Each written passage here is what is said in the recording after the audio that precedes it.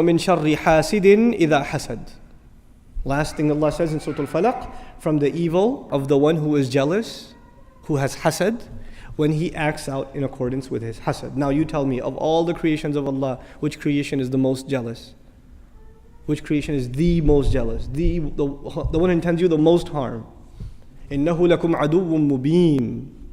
Iblis, shaitan. The next surah is dedicated to protect you from the one who is the most jealous, min sharril waswasil khannas. Iblis himself, shaitan himself.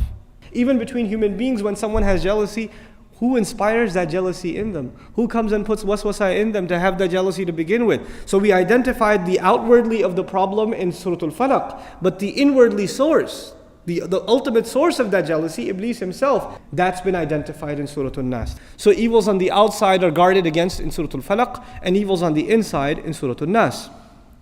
Another way of looking at it also is, the evils mentioned in Surah Falak are out of your control. Somebody blowing over knots, casting spells over you, trying to harm you because of jealousy. These are things outside of your control. So you're asking Allah's protection from them. But if you look at Surah Nas, the things that Allah is talking about, people whispering and giving you suggestions, and whether or not you act on that waswasa, well, you will not be able to blame the one who whispered it to you. In other words, the liability in the previous surah is on the criminals who are engaged in the act of jealousy, engaged in the act of sorcery. But in this surah, the responsibility will fall on who? Yourself. Another way that it's been described by ulama, the relationship between these two, the previous harms what is outwardly, meaning harms your dunya. Magic can harm someone psychologically and things like that. These are things that affect your dunya. But the waswasa of shaitan harms what?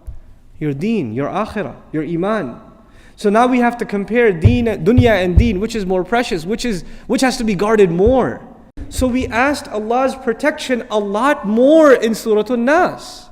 We only called on Allah once in Surah Falak. What did we say? قُلْ أَعُوذُ بِرَبِّ الْفَلَقِ. Rabb came up once. Look at Surah Nas. We're asking Allah to protect our deen. How many times we call on Allah? قُلْ أَعُوذُ بِرَبِّ النَّاسِ مَلِكِ النَّاسِ إِلَهِ النَّاسِ. 3 times as much. We emphasized the protection of our deen, our iman, because when shaitan makes waswasa in your iman, putting doubts in it, putting jealousy in it, putting evil in it, putting greed in it, what is it attacking? It's attacking the faith, the taqwa. It can corrupt all of those things. So we ask Allah a lot more protection in this surah.